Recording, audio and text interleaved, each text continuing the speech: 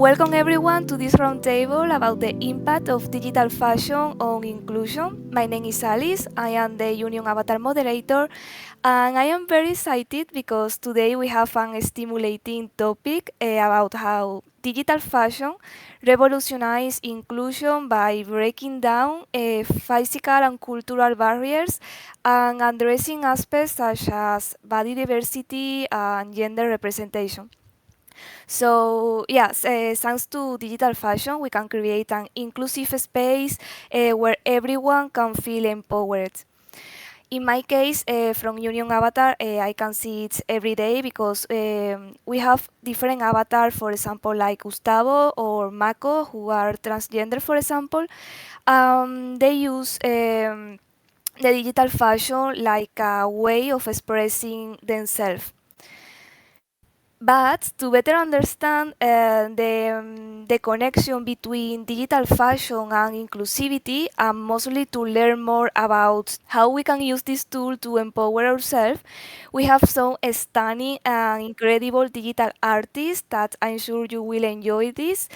Um, we have Afroja, the founder and CEO at Neomodes, that is a disruptive project that offer garments in a unique combination of modernity, innovation, and also sustainability. Hello, Afroja, how are you? We are delighted to have you here.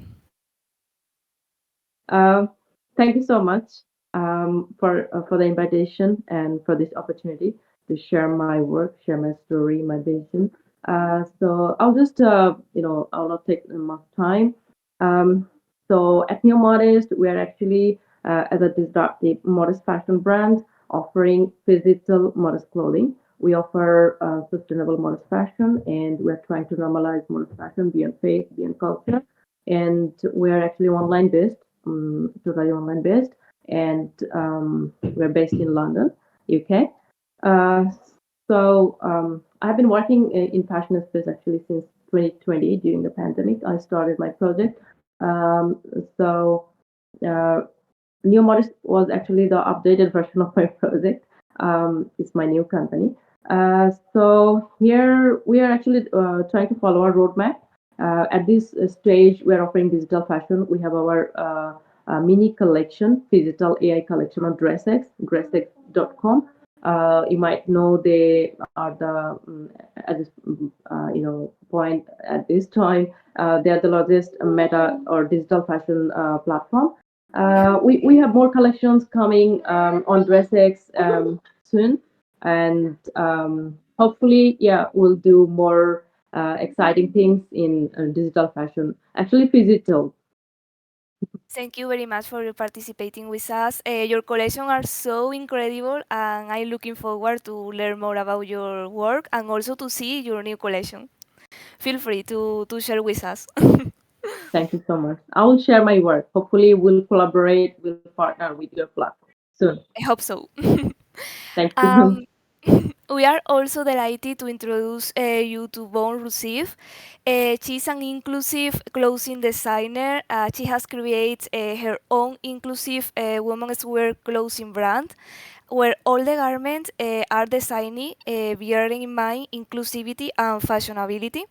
Hello, Bon. I'm so happy to have you here. Who are you? Hi, really happy to be here. Thank you so much again. And thank you for the introduction. I'm Von. I'm the founder and designer of the inclusive clothing brand Von Ruz. The focus is really on how inclusivity can be branched out to disabilities, in this case, women. But I am hopefully going to branch out to men as well, because that's been a question by a lot of people. But actually, yeah, the main thing is to you know get rid of the segregation that exists when it comes to clothing and the fashion industry, which at the Yes. moment is, there's this word called adaptive, where the clothing is targeted at people with disabilities. So the idea is to get rid of that, really, not get rid of it because it's definitely doing its role in the fashion industry, but to blur, to really get rid of the lines between abled and disabled individuals, so that they can shop at the same place, basically, so that the clothing that a person with disabilities can wear is obviously also worn by someone without a disability, but for different functions. So that is seen with the different closures, the way that there are no buttons at the back of dresses. You know, most of us struggle, disabled or not, struggle with zips at the back of dresses and having to Yes. really do some gymnastics to open it and close it. So it's about the idea of eradicating all of those issues in garments and making it inclusive. That's the main term there. But obviously, how this links really with the digital world is that I have been working with other companies such as Capacity in terms of the marketing and the fashion tech side of things. So not just having another brand online, but allowing this to be able to have more of an immersive experience, to actually see how these functions work with AR, holograms, as well as 3D rotatable viewings and things like that. So Yeah, that's me in a nutshell. your project is so cool, and I'm really looking forward to know more about how you use the idea of inclusiveness in each design. Because I really like your the sentences that you have in your profile, your LinkedIn profile is something like you design each garment with taking in mind all the disabilities, but without without forget the fashionability. So I think that is very Exactly. important also. So yeah, I really like your Yeah, idea for this thank you. project. Thank you so much. Finally, we have Jessica James. Jessica, I'm very happy to have you here because Jessica is a incredible physical designer. She has the founder of her own studio, and she also won the Blisco Fashion Fund in Nigeria. So welcome, Jessica. How are you? Hi, everybody. Can you hear me all right? Yeah, we can hear you right. Hi, my name is Jessica. I'm originally from Lagos, Nigeria, and I'm a digital fashion designer. Like Alice said, I run my own digital fashion studio, and we help brands onboard into the digital fashion space. Um, Around the globe. I started almost like everyone else around 2020. And I was truly inspired by the fashion show Hanifa put off, the digital fashion show that broke the runway. It literally like changed the directory of my fashion career because I had a physical fashion brand back in Lagos, Nigeria, and that was what made me win the Velisco Fashion Fund in 2019, just before COVID hit. And right after that, I was supposed to launch off with my physical brand, but I wasn't able to because everyone was at home. So I was looking for ways to kind of still be creative and still be relevant in the space. And that was when, I stumbled upon Hanifa's digital runway show. And I just started upskilling and, trying to integrate all my workflow, my creative processes into like the digital fashion softwares I had available to me.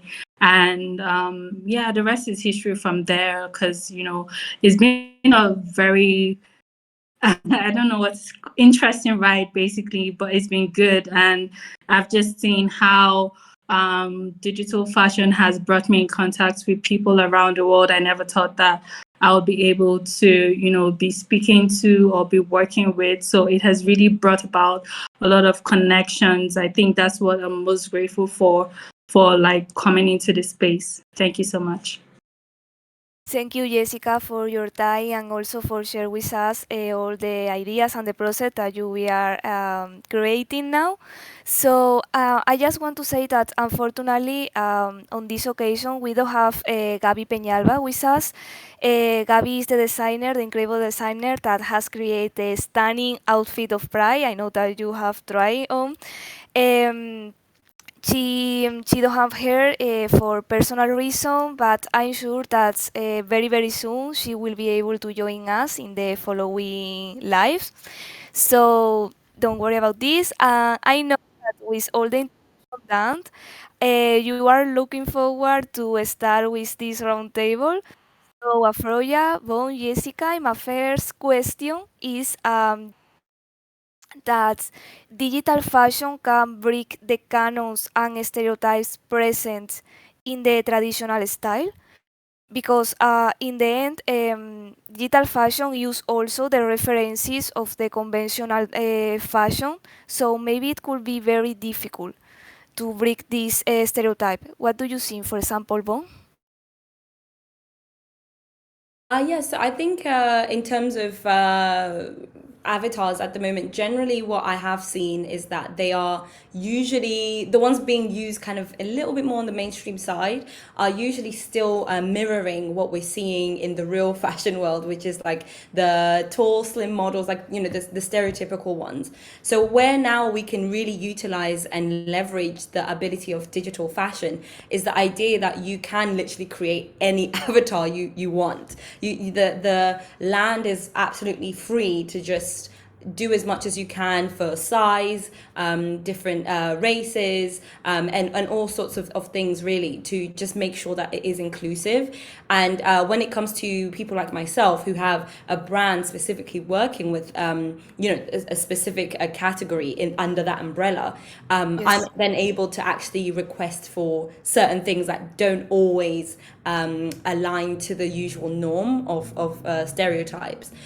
So in this case, using more disabled models and also mirroring that in terms of disabled avatars, for example, is one way to really break that stereotype. In a way that is also advertising the clothes in a nice way and things like that, which I think a lot of people can really tap into in the industry.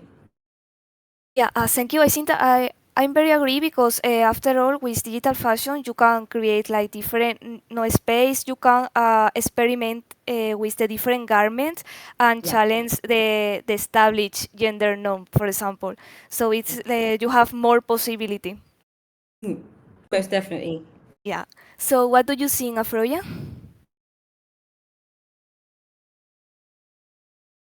Okay, you are mute. I don't know if you are speaking now.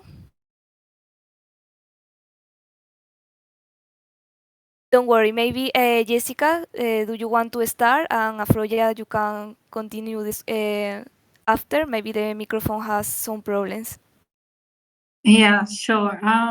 For someone, because we really also create a lot of digital avatars. I see clients or brands come with specific requests on, how to make it more inclusive for, the different areas or different categories of clientele they have in their market space. And it's really interesting creating not the stereotypical type models that we see um, in the physical fashion world, and it has really opened my eyes to understanding different body types, different shapes, and all of those things that are not really accounted for, not really well spoken about in our normal like fashion space, or even well accepted in our normal fashion space. I just feel like digital fashion also creates a lot of possibilities and also a lot of acceptance in terms of you can create something that is not usually seen, and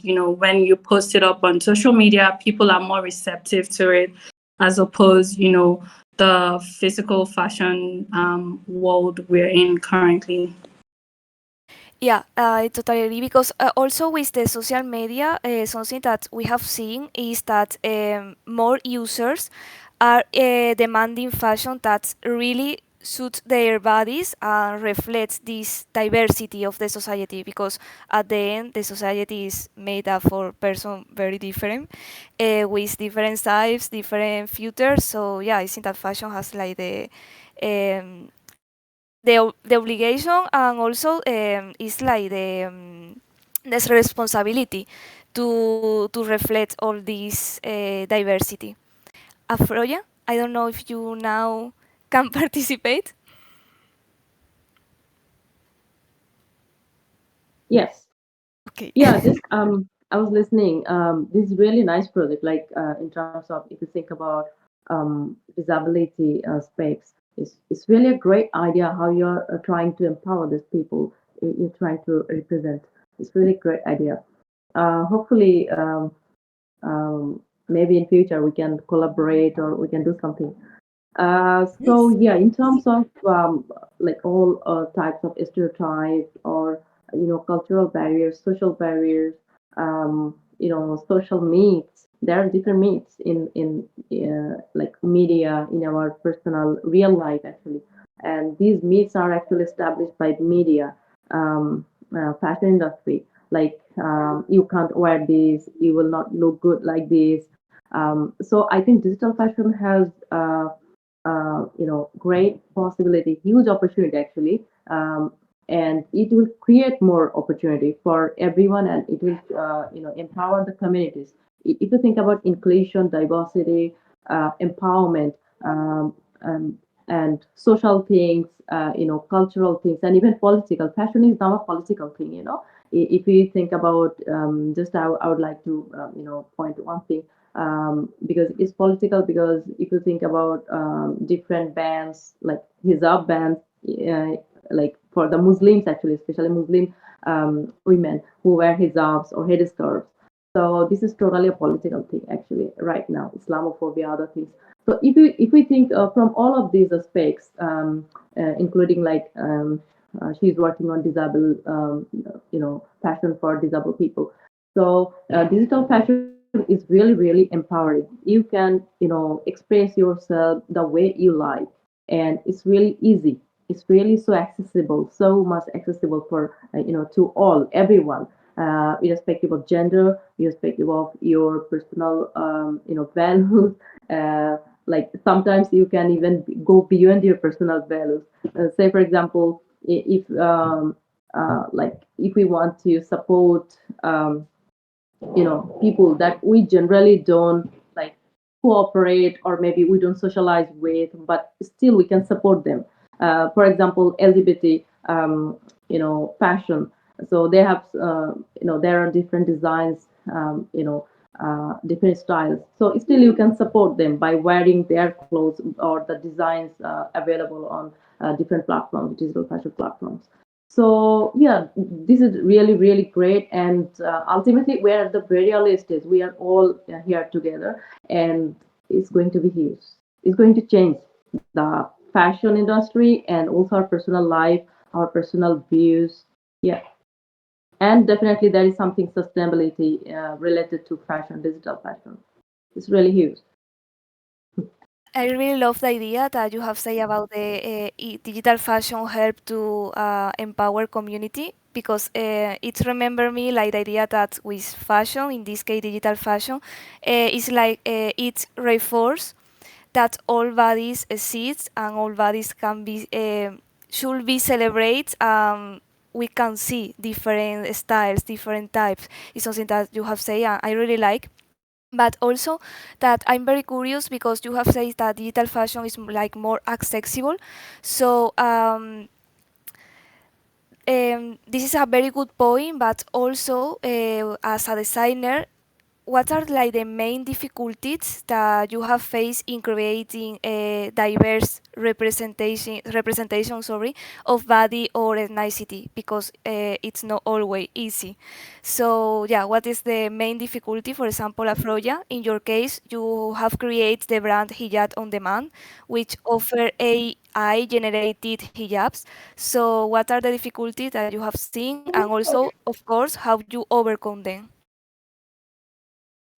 Yeah. So first of all, actually, as a Muslim woman, and I have been here. Actually, I've settled in London from a, it's kind of a Muslim country, Muslim majority country, and um, like there are different things, cultural aspects, and social barriers, cultural barriers. So I, as ambitious girl, ambitious woman, I have always kind of ignored all of these stuffs. And I'm actually from legal background, I'm a lawyer as well. So these in this space actually, I started my own, and I didn't actually you know um, wait or didn't try to get someone's permission. or anyway, so I started my one, but one thing is like I'm getting response like as I started my own, I was very kind of alone, but it was my strength actually, because I have a vision, and I had a vision, and I'm on it. And right now I'm actually getting more responses from my co-workers, different fashion designers, different brands, and Web3 platforms, even Drysex. They were very impressed with my I'm sorry, with No my worries. idea. And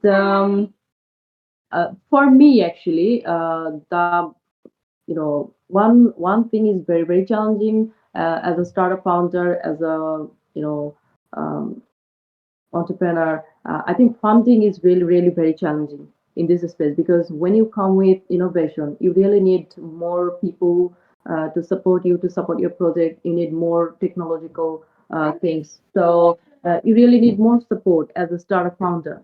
So I'm trying to fundraise through a London-based VC, but still, I think it's really challenging, especially if you're a woman. Even it becomes more challenging when you come from a underrepresented group.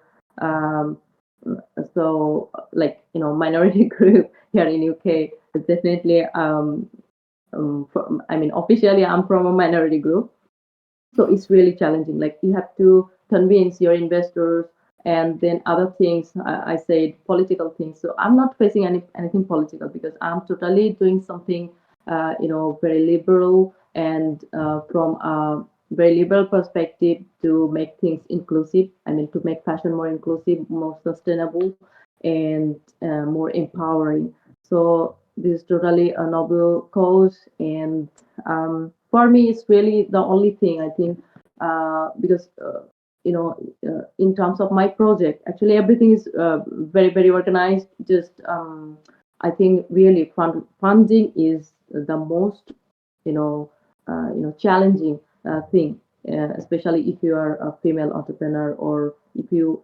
do something new in the fashion space, or technology, with the metaverse, whatever you do. It's really challenging.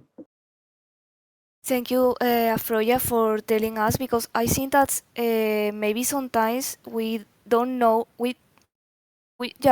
really don't know about all the challenges that we have for the cultural barriers, for example, or the social barriers that are very important and also influences all our works. So thank you very much.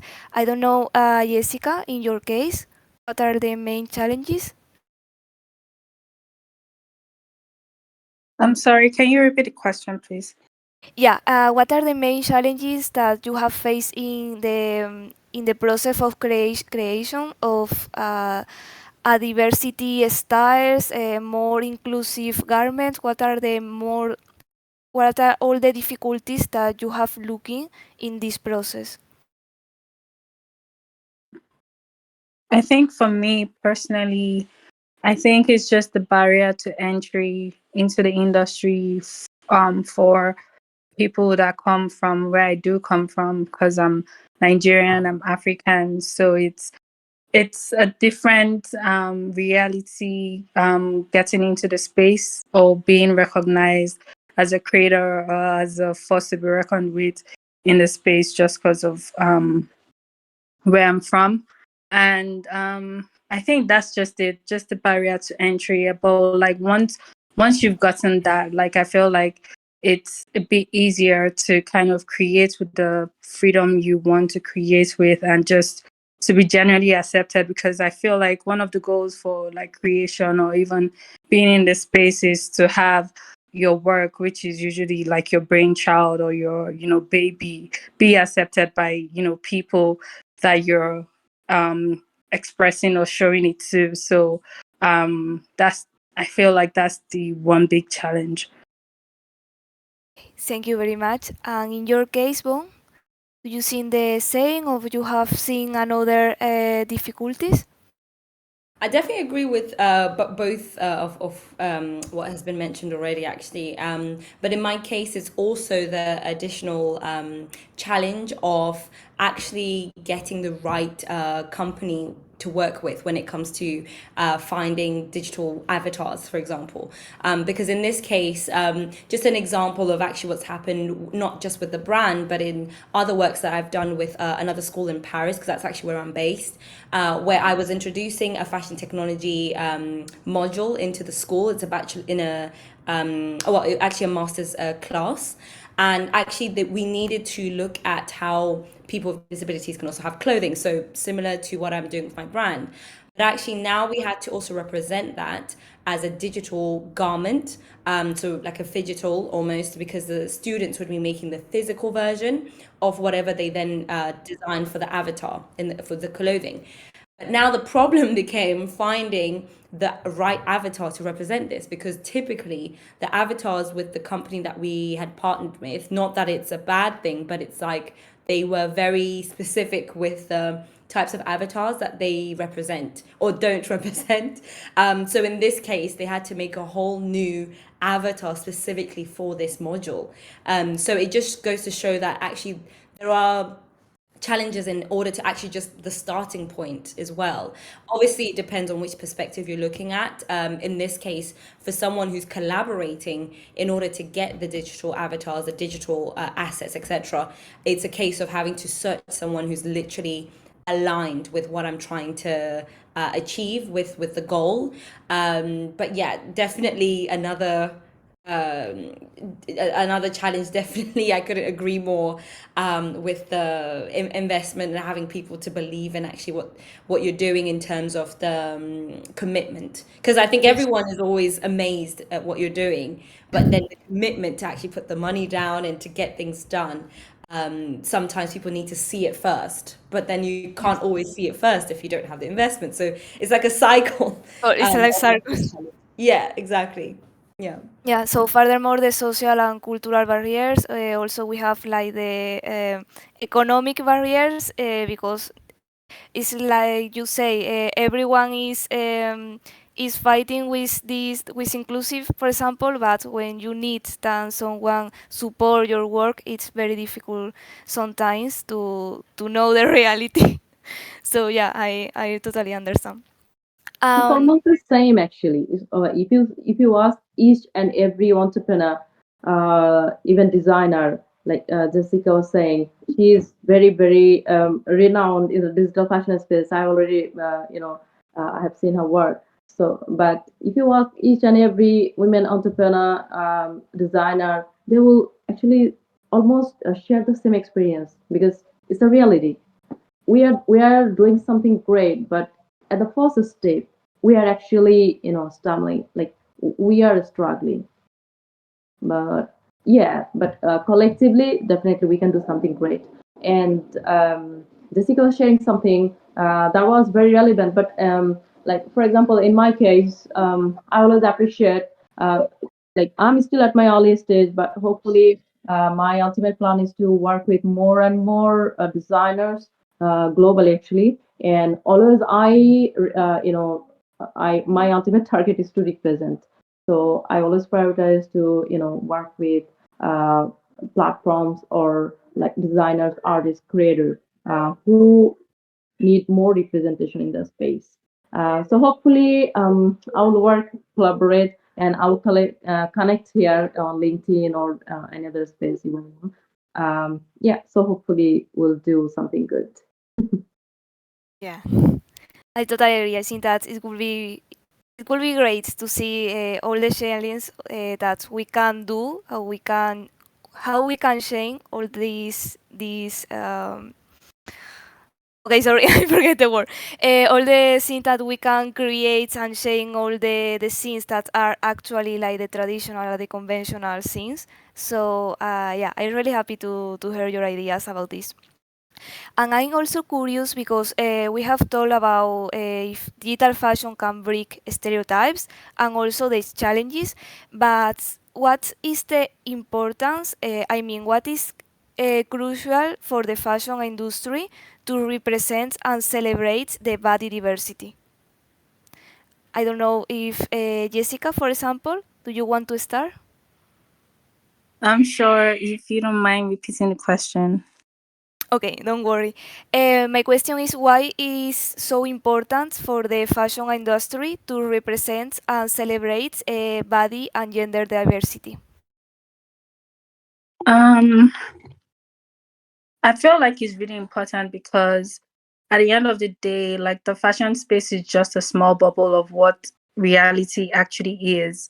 And, designers releasing collections for like the stereotypical type body we see on fashion magazines and fashion runways, it doesn't translate to the everyday mom or the everyday career woman or, the everyday freelancer or, whatever you are like in reality doesn't really translate to that. And I just feel like if more like body types and gender roles are like included in the whole creative process and also considered when designing stuff, because not all designs look good on all body types. If that is kind of included in the whole design process, I feel fashion wouldn't be as painful as it is to some people. Because in as much as fashion is celebrated and is such an exciting space to be in, it can also cause a lot of pain to people as well, and that just helps in the general acceptance of you're okay with how you look like, just people generally accepting themselves as well, because at the end of the day all of these things, no matter how small it is, it literally affects a person as a whole, or who you are or how you identify yourself and all of those things. So the more we speak about these things and the more we take actions to actually include and consider like not just consider but like take actions to actually include different body types in the whole creation process when designing collections, then being celebrated even on the runways. I think recently more designers are even like putting more you know diverse body types on the runway now compared to like way back, and even skin colors on the runway as well, which is good. But we need more of it. We need to see more of it for people to be able to kind of relate more to the fashion space. Yes, there is the fantasy side of being in fashion, but there's also the reality and also it being relatable to the common man walking on the streets or doing their daily chores or daily activities. So yeah. Yeah, it has more options, and also I really like the idea that if you, for example, if you see different type of skin colors or bodies, um, and each body is more similar to your own, it's like you feel more validated, and it allows you to develop a healthier relationship with your body. So yeah, I really like your insight. What do you think, Bon? Are you agree?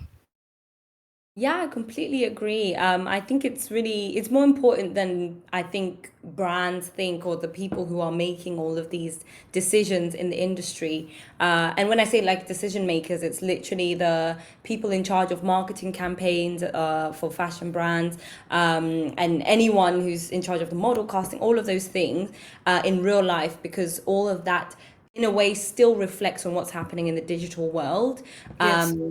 We have seen people like or companies like was it L'Oreal? I need to double check, but there have been campaigns specifically in Web3 to do with the different beauty products, etc. Which obviously that one makes complete sense when it comes to the different races being represented. And obviously, then if we look at the actual products being sold, this is something that I've always said, that as much as we can have, you know, representation in one campaign, so we have different races, different sizes in one campaign, what about then the actual products being sold? So in this case, if it's the beauty products, Yeah. obviously the actual foundations need to be different colors and things like that. And then when it comes to clothing, we also need different sizes as well.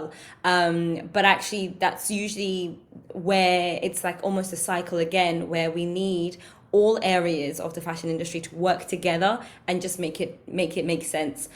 Because what may happen, which I hope not, would be maybe we might have all of these diverse avatars in Web3 and all these fashion weeks that are happening in Web3 versus in real life where we're kind of still sticking to the same stereotypes, etc. So it's a case of making them work together, really. And I think that that would really help the actual fashion industry revolutionize, as opposed to just being tokenistic or just showing a little bit of diversity in certain areas as opposed to all of them. Yeah, totally, because it's not just for the designer, it's also for users and also for brands. We need the participation of all the part of this industry. So yeah, I totally agree. And Afroja, what about you? What do you think? Yeah, I totally agree with both of the speakers. So ultimately, I have nothing new to include here, but just I want to include one point that is just saying, Bono saying we have to work together, and it's really important to fashion industry is mostly like dominated by like creative directors. So if you have like noticed recent events in fashion industry, I don't want to mention. Hopefully, you can identify one of the top brands. So something they did in their marketing, stuff that was so disturbing, related to child abuse. You can maybe so I just want to mention here that we really need to go beyond the idea of creative directors. We have to listen to our designers, creative directors, if you have any. You also have to, know what the founders or the owners of the brands actually want. To achieve through their brands, and also you need to connect your community, I mean actual customers. You have to learn, you have to know what they actually want, and at the same time you have to learn the cultural aspects, the social aspects, because ultimately fashion is affecting, and fashion is also being affected our personal life, our professional life, everything. Because fashion is everywhere. Uh, Everyone, whether you are, fashion conscious or not, you are into fashion. Yes. Whether it is luxury, whether it is high street fashion, whether it is pre-loved fashion like slow fashion, sustainable fashion, whatever you do, we are all into fashion. Just some are choosing it, some are forced to do it, forced to wear it, and some are just, like in the middle of this. So ultimately, like our marketing stuff, like from brands, from marketing agencies, this should be really be considerate. We should be considerate, and we have to take cultures, our beliefs, our social systems, everything should be taken into consideration actually. And in terms of body positivity, body diversity, body inclusion, whatever you call it, um, uh, I have one stand, like you know I'm always against objectification.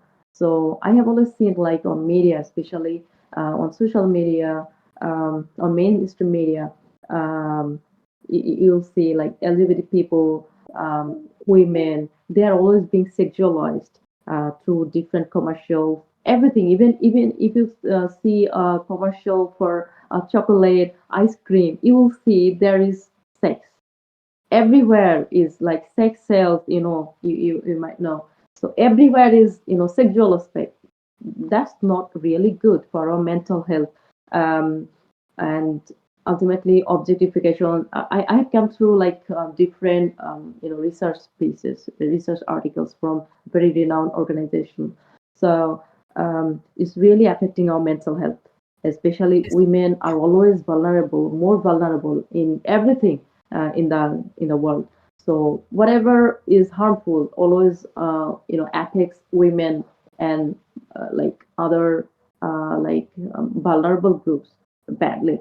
So yeah, so I think we all should come forward, and especially the new generation designers, the most like innovative designers who are working on physical fashion, especially because they have now influence over the both space in physical and digital.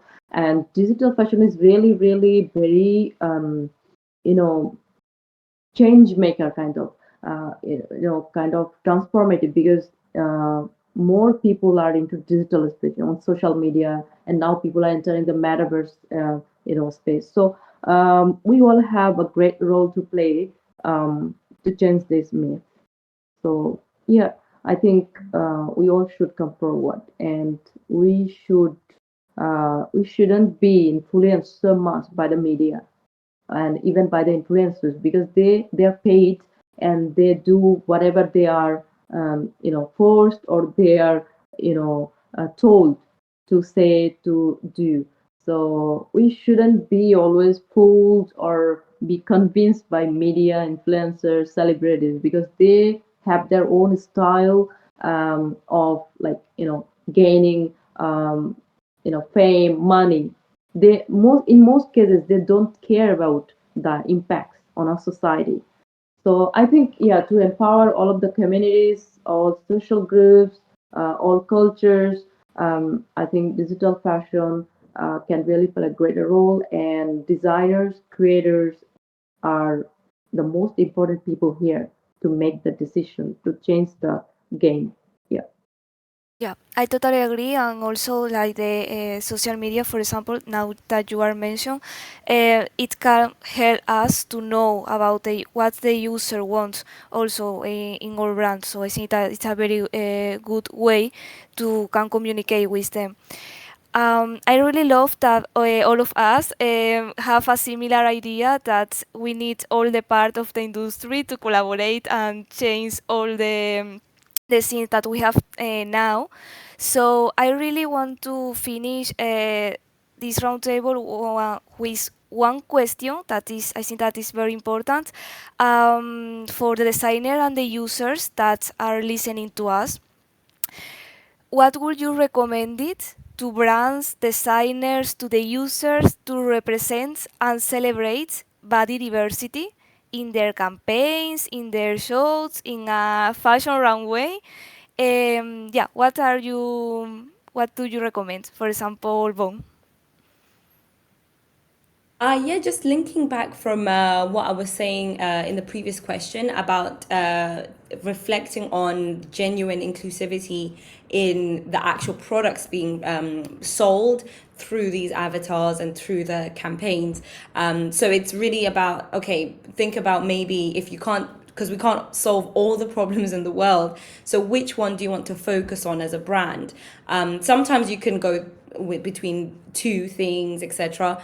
But I feel like a lot more people or brands have focused a lot more on like sustainability, for example, as opposed to inclusivity as a whole. So in this case, which part of inclusivity, just to reflect as a brand, can you focus on? Basically, can you tap into? I know some people are looking at equality when it comes to recruitment, like LVMH, for example. So how can that be taken a lot further with the brands under LVMH, who can then do more about it with either products and more genuine inclusivity in campaigns, instead of just one or two campaigns where you have someone with a disability or of a different race, etc. How can that go across more campaigns and just be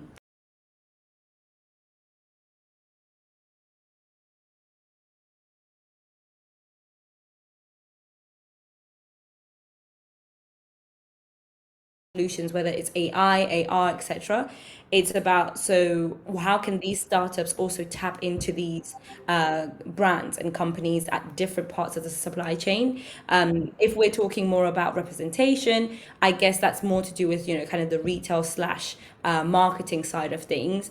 So in this case, how can that be more utilized? Because obviously each brand normally, not all of them, but normally they are outsourcing solutions such as what we've discussed today, like even with myself, where I've had to outsource someone who can actually do the digital design for the brand. So how can they tap into these companies, these startups who actually have the expertise to get it done, basically? And as you say, for example, inclusivity is like a big umbrella. Maybe it's more useful to divide this and to generate different campaign more focus on this part.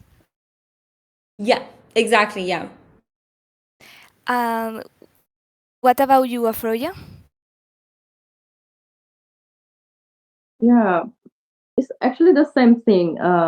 Like we have to listen from the campaigners and also the community, and we should at least focus on something we really really want to achieve. Like there are different brands, they're saying this inclusive collection. I have seen some like luxury brands are saying we have dropped modest collection, and I saw in their social media the models are like same. They're like more like sexually, vulgar in the commercial, and some designs are like, some dresses are like very very like it's really disturbing. So in terms of disturbing in the sense because they are saying modest, but actually there is a definition of modest fashion. So that is like more comfortable, like loose fitting and long, and yeah, like more body, less body revealing, and it covers more. So um, yeah, they are trying to, I think, misguide, or maybe they are trying to, you know uh, kind of making us, they're trying to make us fool, actually trying to make us fool, because that is not the real thing. You have to actually promote what you do, and you're doing something, and you are promoting something different, so that doesn't go with the value, whether it is your brand value, and whether it is in terms of the customers. So yeah, I think it's the same. In terms of expertise, we really need to. I personally prioritize, outsourcing, or maybe working with the real people who are really connected. So, for example, my ultimate target is to connect the actual influencers who really wear sustainable fashion and who really wear modest fashion. So um, in that perspective, I really need to work with the actual, wearers, who really wear items like my brands, my products. So yeah, so for example, I have one design on DressX, that is turban, African in fashion inspired. So I have already talked to some influencers and from Africa, and they personally reached me. Some like singers, um, they are not from modest fashion, or but they are working on like sustainable fashion, and they wear those types of outfits, accessories, and since it's actually inspired by African fashion, I will actually work with African influencers. So this is how it represents. And in terms of skin color, in terms of like cultural things, cultural backgrounds, we really need to focus on something, and we need to execute what we say in our roadmap, or like in our business plan, whatever we say. So it's really important what you want and what you want to achieve, and it's really important to execute your plan. Definitely, as a brand, as an entrepreneur, we can't solve all the problems in the industry, but yeah, step by step, maybe we can definitely do. And at least we have to focus on something. And inclusion should really, really be our priority in terms of, if you think about like United Nations Sustainability Goal, inclusion is the ultimate thing for all companies, for all platforms. It's not just fashion. Um, yeah, so definitely we can focus on something. And I think if you, like, as a brand, as an entrepreneur, as a business, if you really need to like do something more, in a more organized way, say for example 3D fashion or physical fashion, or like just digital fashion, if you think you can really achieve your goal, and you can work with like freelancers or even full-time employees, you can really achieve if you want. Just we need to focus on something. Yeah, that's ultimately my position. And if you, as you mentioned, I'm also working on Hijab on Demand. That is my second Web3 project, fashion project. So in both Neo Modest and at Hijab on Demand, we're actually offering AI generated Yes. fashion, but we do modification on software, like 3D fashion software, and then we uh, drop it as a collection. So um, in hijab on demand, we are only offering like hijab, scarf, or like bandana. So like physical and digital.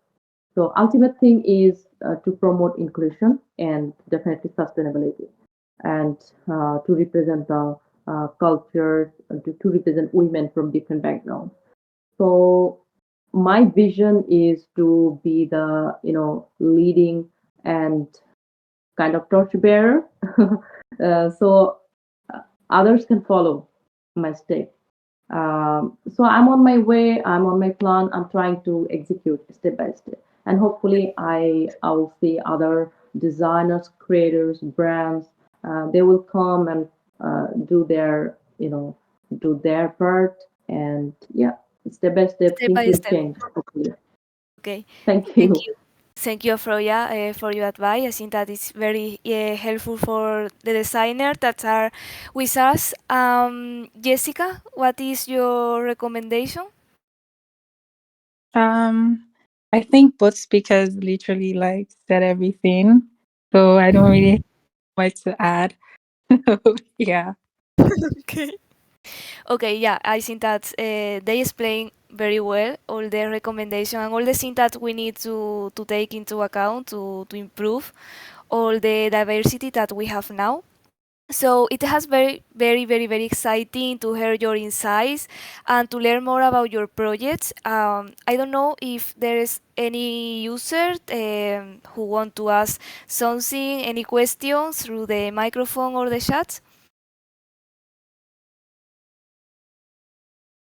There are no questions or you are writing, because I know sometimes I'm going so quickly.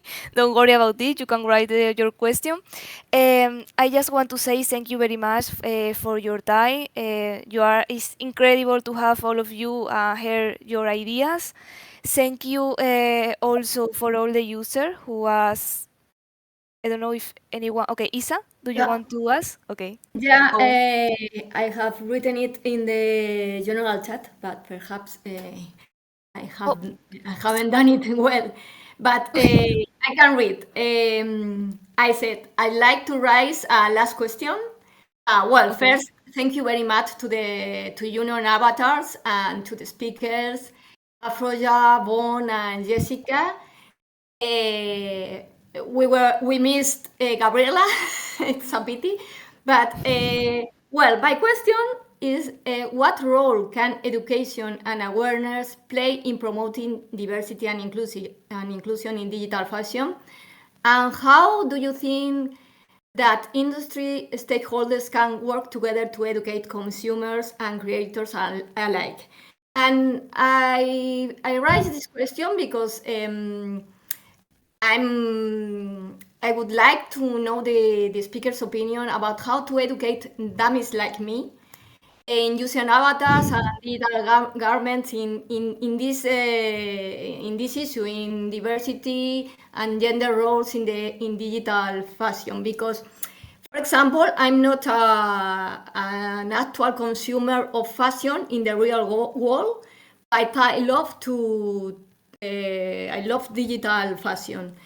But I miss that many people don't know this world, and so I would like to know any proposal, any suggestions, or that the speaker can tell us, so to educate consumers and also creators.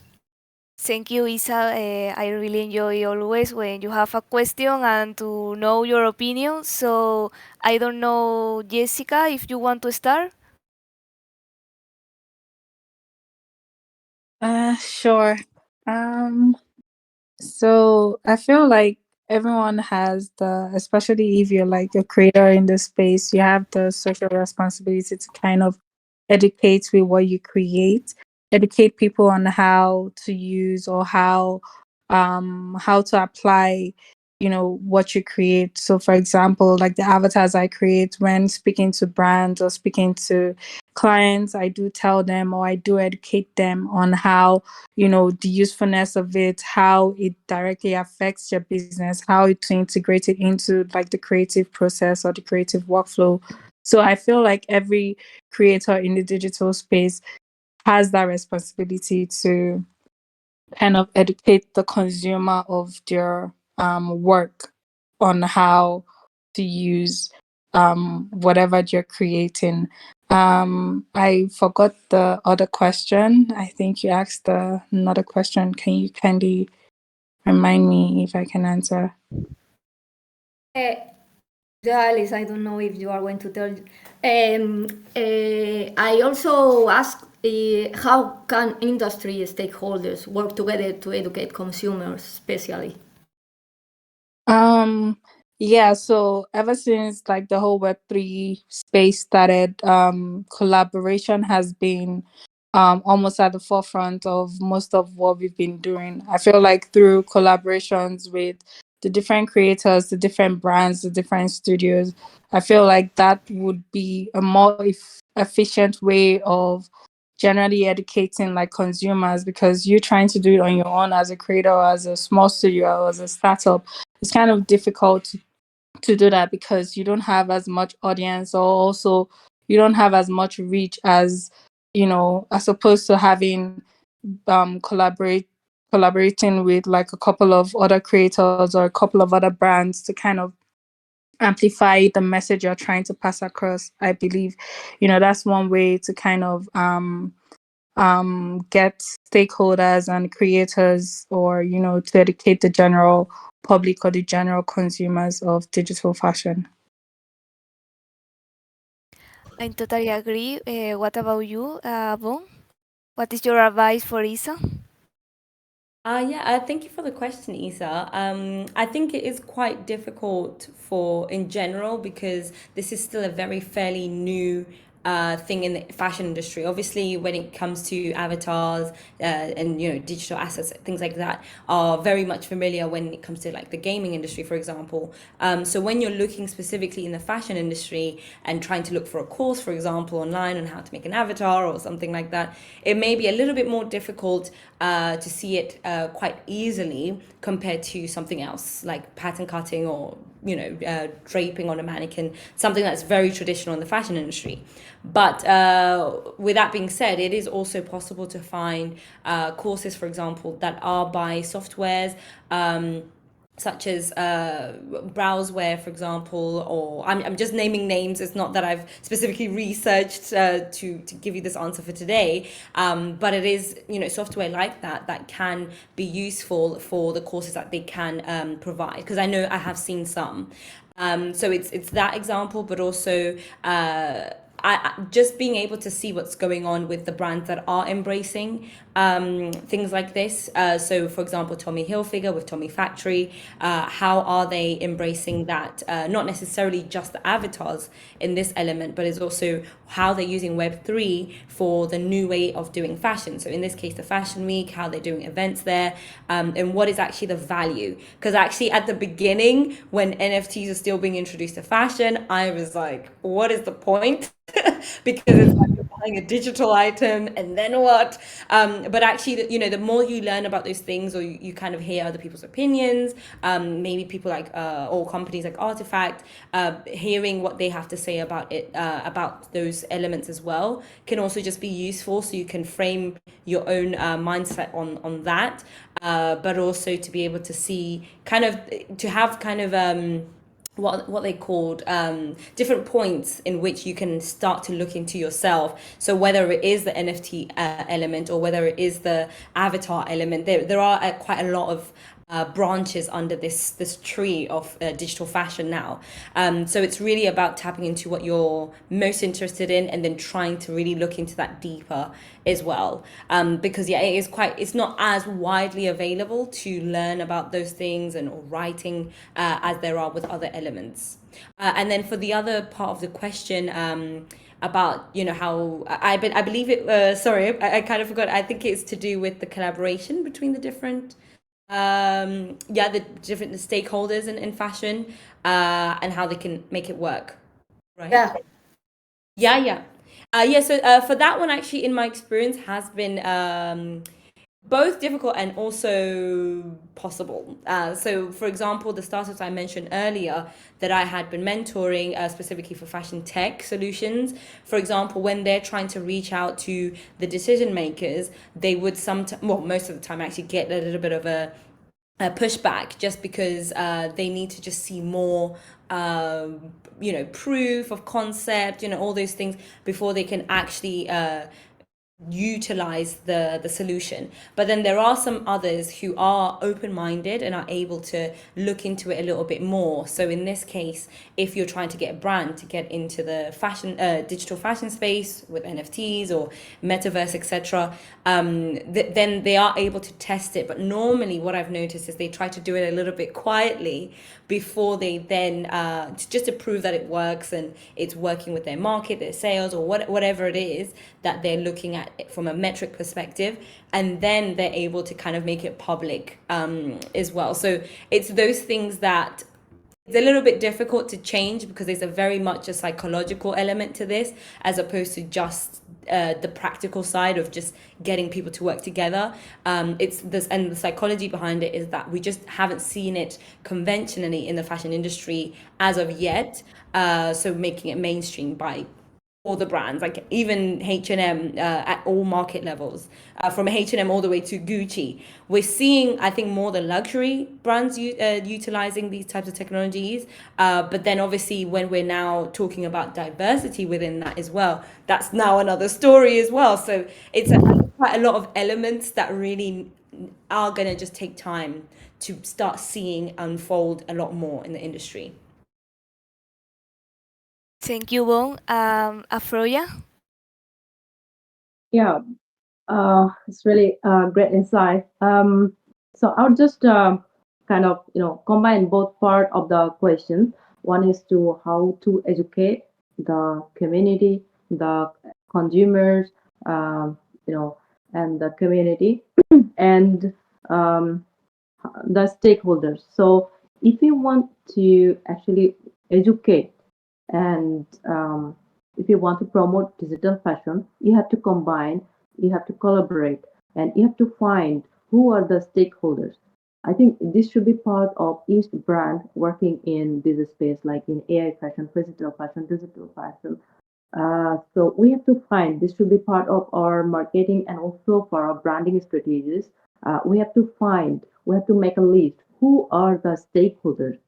Models, influencers, celebrities, fashion brands, marketing partners, then schools, universities, colleges, and also there are more stakeholders in the space actually, like export, import, they are working in it ultimately. Different fashion, platforms. So, for example, I work with Dubai-based modest fashion platform.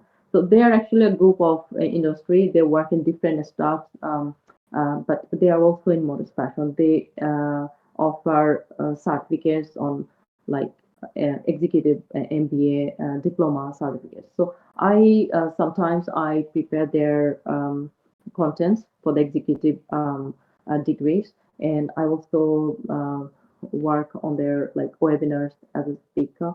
And like I'm trying, they invite me, and I also told them I'm very like open to share my insights. I want to educate the community, so they also offered me like invited me to go in person for a special event in Dubai. So they have like worldwide students, learners.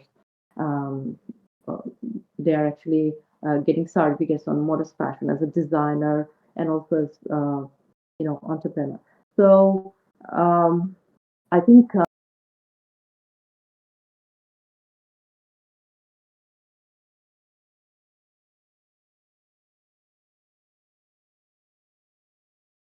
helpful because you can't connect everyone from different parts of the world through in-person events, in-person seminars, or in-person training sessions. But if it is digital, like on Zoom or like any webinars or different like meetings platforms, so I think that's really helpful. Or you can also arrange like what is that called? Hybrid events like in person and also digital. So both speakers or trainers, educators, brands representative, and also learners or actual consumers, they all can participate. So this is more inclusive, more empowering, and more effective if you think about like educating the community about digital fashion. Recently, DressX has published their sustainability report, digital fashion. So we need to make it more accessible. We can share on our social media platforms. We can share through emails. We can use it in our marketing campaigns, like how DressX is doing this, and how digital fashion is helping us. So, as a brand, as a creator, as a digital fashion designer, and also as an advocate, if you're just as an advocate of digital fashion or maybe an influencer, you can share these insights, these reports, these stats with your community in your social media or maybe with your friends. And I think the crucial thing is our syllabus, our educational like curricular. I think we need to change it because this is ultimately the real thing. We have to change our syllabus in universities, in schools and colleges. We have to educate our students. This is digital fashion, how it can like help you represent culture, how it can empower, and how this can also help you financially as a creator. And definitely more and more students will be digital fashion designers or maybe AI fashion designers. So we have to educate them because this is something related to your career, and it's a huge opportunity as as a innovative in the innovative fashion space, or to cope up with the new world, tech powered, AI powered world. We need to be more innovative actually. So I think the ultimate thing is most crucial thing is our educational system and our syllabus curricular need to be updated. And I think more and more digital designers or maybe digital designers should be employed by universities, especially because they are actually practicing, they are creating, they can share their practical experience with the students. So I think that is more helpful. Thank you, Afroja. Thank you, Bon. Thank you, Jessica. Isa, I think that you have a lot of advice and a lot of recommendation. I hope that we can see more videos in your Instagram accounts with an education purpose. I'm looking forward for your next video. Okay. So, I would like uh, to thank you very much the three speakers. They've given us very, very interesting and useful answers. Thanks a lot. Thanks so much. Thank you. Bye. Thank you guys. Bye. Take care.